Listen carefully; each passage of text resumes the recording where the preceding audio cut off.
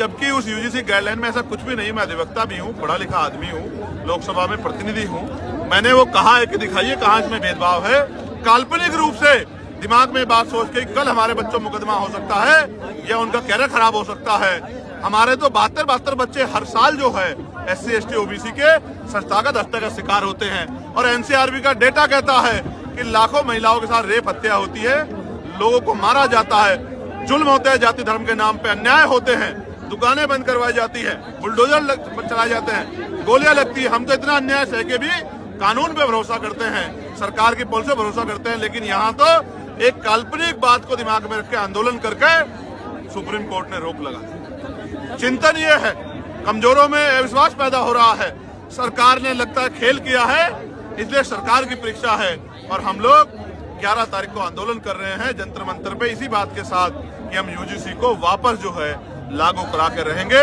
SC ST OBC के बच्चों को मरने नहीं देंगे, संस्थागत हत्या नहीं होने देंगे, अपने अधिकारी कर्मचारी के साथ भेदभाव नहीं होने देंगे। और जो बाकी जो है सेक्टर, उन सब में भी यूजीसी की गाइडलाइन लागू हो, वो भी इसकी परिधि में आए, चाहे वो IIT हो, IIM हो, चाहे वो एम्स हो, चाहे मेडिकल सेक्टर हो, चाहे कृषि के जो विश्वविद्यालय, उन सब जगह भी ये गाइडलाइन ला रही हो, क्योंकि इस देश में जाति सच है और जाति के आधार पर भेदभाव हो रहा है। ये मुजफ्फरनगर से 3 मंडलों के कार्यक्रम शुरू हुए थे। मुजफ्फरनगर के बाद आगरा में हुआ, आज यहाँ है, फिर 8 तारीख को संत कबीर नगर में है, फिर जौनपुर में है। ये कार्यक्रम लगातार चलते रहेंगे। आजाद समाज पार्टी 2027 के लिए कमर कस चुकी है।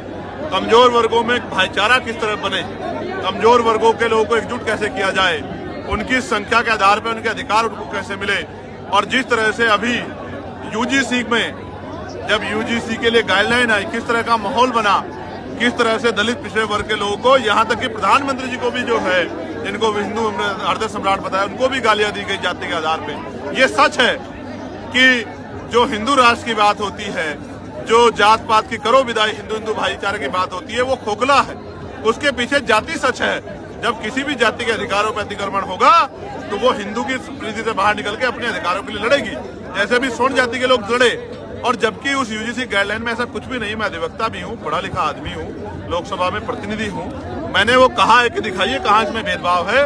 काल्पनिक रूप से दिमाग में बात सोच के कल हमारे बच्चों मुकदमा हो सकता है या उनका कैरियर खराब हो सकता है। हमारे तो 72 बच्चे हर साल जो है SC ST OBC के संस्थागत हत्या का शिकार होते हैं। और NCRB का डेटा कहता है कि लाखों महिलाओं के साथ रेप हत्या होती है, लोगों को मारा जाता है, जुल्म होते हैं, जाति धर्म के नाम पे अन्याय होते हैं, दुकानें बंद करवाई जाती है, बुलडोजर चलाए जाते हैं, गोलियां लगती है। हम तो इतना अन्याय सह के भी कानून पे भरोसा करते हैं, सरकार की पुलिस पे भरोसा करते हैं, लेकिन यहाँ तो एक काल्पनिक बात को दिमाग में रख के आंदोलन करके सुप्रीम कोर्ट ने रोक लगा। चिंतन ये है, कमजोरों में अविश्वास पैदा हो रहा है। सरकार ने लगता है खेल किया है, इसलिए सरकार की परीक्षा है। और हम लोग 11 तारीख को आंदोलन कर रहे हैं जंतर मंतर पे, इसी बात के साथ कि हम यूजीसी को वापस जो है लागू करा के रहेंगे। SC ST OBC के बच्चों को मरने नहीं देंगे, संस्थागत हत्या नहीं होने देंगे, अपने अधिकारी कर्मचारी के साथ भेदभाव नहीं होने देंगे। और जो बाकी जो है सेक्टर, उन सब में भी यूजीसी की गाइडलाइन लागू हो, वो भी इसकी परिधि में आए, चाहे वो IIT हो, IIM हो, चाहे वो एम्स हो, चाहे मेडिकल सेक्टर हो, चाहे कृषि के जो विश्वविद्यालय, उन सब जगह भी ये गाइडलाइन ला रही हो, क्योंकि इस देश में जाति सच है और जाति के आधार पर भेदभाव हो रहा है।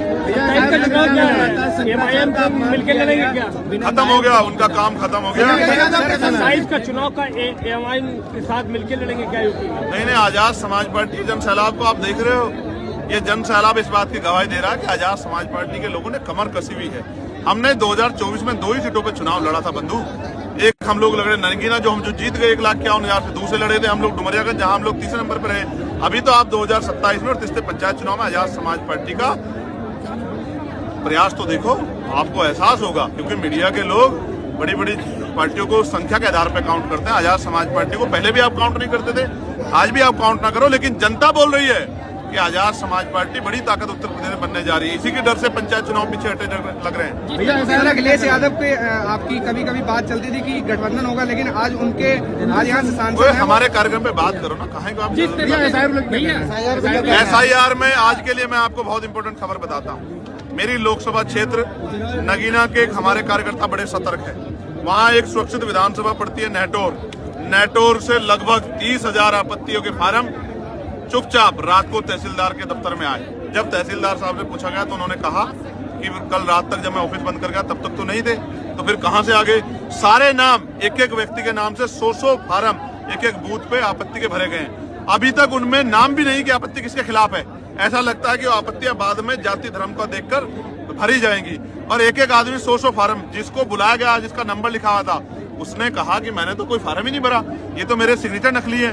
मैंने डीएम से बात की, मैंने एसडीएम से बात की कि भाई ये अन्याय हम लोग नहीं सहेंगे, ये वोट का अधिकार बाबा साहब अम्बेडकर ने अपने 4 बच्चों को कुर्बानी दिलाया है। अगर ये एसआईआर है, एसआईआर के नाम पे आप 30,000 वोट काटना चाहते हो कि 5 विधानसभा में लगभग 1.5 लाख जितने से हम जीते हैं, तो इस अन्याय को हम लोग अस्वीकार करते हैं। मैं अभी लेटर लिखूंगा, मैं सुबह उसको लिख के आया था, अब मैं उसको मेल करूंगा इलेक्शन कमिश्नर को और उनसे मांग करूंगा कि जो आपत्ति आ रही है उनको सार्वजनिक किया जाए। और जब तक आपत्ति पे जो है उसकी पुष्टि ना हो जाए, किसी भी एक भी वोट को काटा ना जाए, ये वोट बाबा साहब के 4 बच्चों कुर्बानी मिले, हम इसको जाने देंगे। मैं आपको जान के अचरज होगा, कभी ऐसा नहीं होता कि सप्ताह भर पहले, 6 दिन पहले, 5 दिन पहले सभा स्थल बदल दिया जाए। ये पूरा प्रयास ले किया जाता कि आजाद समाज पार्टी की जो संख्या बल इकट्ठा हो रहा है वो कम हो जाए, लेकिन ये नहीं जानते कि बाबा साहब अम्बेडकर, फूले, साहू, पेरियार और तमाम बहुजन महापुरुषों को मानने वाला कमजोर समाज जब जब अंगड़ाई लेता है तो बड़े बड़ों की कुर्सियां हिला देता है। इसने अंगड़ाई ले ली है। आप मैदान 13 किलोमीटर दूर कर दो या 30 किलोमीटर या 1300 किलोमीटर दूर, ये वहीं पहुंच जाएगा जहां जाके इसको अपनी शक्ति दिखानी है। और नौजवानों का जो सैलाब है, आप जानते हो ना कि जब 2014 में बीजेपी कब आई, कैसे आई कि नौजवान खड़ा हो गया था। आज नौजवान आजाद समाज पार्टी के लिए खड़ा है। ये नौजवान आज घर जब निकलेगा, गली बस्तियों में जाएगा, घर घर जाके हमारी पॉलिसी को बताएगा, हमारे पार्टी के संघर्ष को बताएगा, महापुरुषों संघर्ष को बताएगा, तो ये इनकलाब पैदा करेगा और आजाद समाज पार्टी के प्रति जन समर्थन पैदा करेगा, जो वोट के रूप में शक्ति देगा। जिस तरह से देखो, मैं महिलाओं के खिलाफ नहीं हूँ, मेरी बात को सुनो, मैं महिलाओं के खिलाफ नहीं हूँ, मैं पैसा देने के खिलाफ नहीं हूँ, महिला सशक्तिकरण के खिलाफ नहीं हूँ, लेकिन चुनाव से पहले 10,000 रुपए, 4,000 रुपए, 6,000 रुपए देकर जो वोट खरीदी जा रही है, ये लोकतंत्र की हत्या है। मैं एसआईआर में भी इसलिए खिलाफ था और मैं इन पॉलिसियों के खिलाफ हूं। मैं कह रहा हूं सरकार 5 साल पॉलिसी बना के 1000 क्या लाख रुपए गरीबों को, महिलाओं को, किसानों को, मजदूरों को दे, हम लोग उनका समर्थन करेंगे। लेकिन चुनाव के समय 2-3 महीने पहले देकर और इलेक्शन कमिश्नर की आंखों के सामने किस तरह वोट की लूट की जा रही है, ये किसी छिपा हुआ नहीं है। मैं स्पष्ट करना चाहता हूँ, ये वोट की चोरी बर्दाश्त नहीं की जाएगी। महंगाई में सोने और चांदी के दाम लगातार घट बढ़ रहे हैं। ये पूंजीपतियों का और सरकार का नेक्सस है, इस वजह से बढ़ रहे हैं और इसी वजह से धड़ाम से गिर भी गए और 8 लाख करोड़ रुपया जो है डूब गया शेयर मार्केट में। जिस तरीके से कन्नौज में समाजवादी पार्टी का गढ़ रहा, फिर भाजपा ने यहाँ पर कब्जा किया, अब समाजवादी पार्टी का फिर कब्जा है, अखिलेश यादव सांसद है, आपकी पार्टी क्या इस भीड़ को वोट पे कन्वर्ट कर पाएगी? मैंने कहा ना, चुनाव इसका उदाहरण होंगे। आप ही का कैमरा होगा, आप ही का मुंह होगा, आप ही का माइक होगा। पंचायत चुनाव का रिजल्ट आ जाएगा, चुनाव अगर चुनाव से विधानसभा चुनाव पहले होगे तो आप ही बोल के बता देना कि भीड़ है या मेरा परिवार है जो एक टांग पे खड़ा होके, लोग बुलाए से नहीं जाते, पैसा देने से नहीं जाते, मिठाई देते हैं, लोग गाड़ी देते हैं, शराब देते हैं, नोट देते हैं, तब नहीं जाते। यहाँ इसमें कोहरे में लोग जन सैलाब बन के उतरे हुए हैं, ये प्यार है।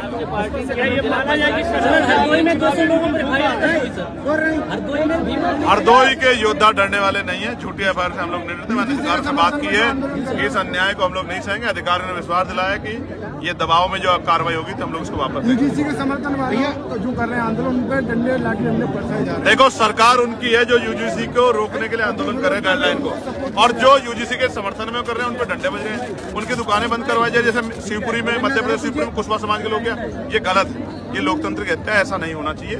सरकार जानबूझ के कर रही है। पूरा आंदोलन सरकार ने कराया क्योंकि सरकार ने सुप्रीम कोर्ट के आधार पर गाइडलाइन, आदेश पे गाइडलाइन बनाई थी, अपने मन से नहीं बनाई थी। उनकी वजह से हमारे बच्चे मरे, दलित पिछड़े वर्ग के, उनको कोई फर्क नहीं पड़ता। और आंदोलन बिल्कुल मंडल जैसा था, जैसे पिछड़े वर्ग के लोगों को अधिकार मिलने के बाद उनके सशक्तिकरण की, उनके संरक्षण की, तभी कमंडल जो है अपना रूप दिखा देता है। ये किसी छिपा नहीं। मैं पिछड़े वर्ग के भाइयों कहना चाहता हूँ, वो आजाद समाज पार्टी के साथ खड़े हो जाएं, इस अन्याय को हम लोग जड़ से खत्म करें। बसपा से गठबंधन होगा सर आने वाले भैया? ममता बनर्जी ने, आप मत देखो आजाद समाज पार्टी की ताकत को, आप बालों से अपनी आंखों को ढक के रखो, आप ना देखने की कोशिश करो, लेकिन जनता आपको दिखा देगी। सर, अभी मायावती जी की तस्वीर आ गई थी और हम मुस्कुराने लगे थे। ममता बनर्जी ने ईसीआई को व्हाट्सएप कमीशन कहा है। क्या कहना है इस पे? देखिए, जिस तरह का जुल्म हम वहाँ देख रहे हैं, ईडी की कार्रवाई और तमाम चीजें और SIR में जिस तरह की चीजें मैंने आपको बताई, इससे तो लगता है कि सरकार चुनाव जीतने के लिए तमाम तरह के हथकंडे बना रही है। बताओ क्या कहना है? सर, मायावती जी की भी एक तस्वीर थी, बीच में वो उठा दी गई थी और आप एकदम से मुस्कुराने लगे थे और आप चुप हो गए थे। नहीं, चुप नहीं हुआ। मैं मुस्कुरा रहा था कि अगर बहन जी आशीर्वाद देती तो हम उनको प्राइम मिनिस्टर बना के जरूर बिठाएंगे।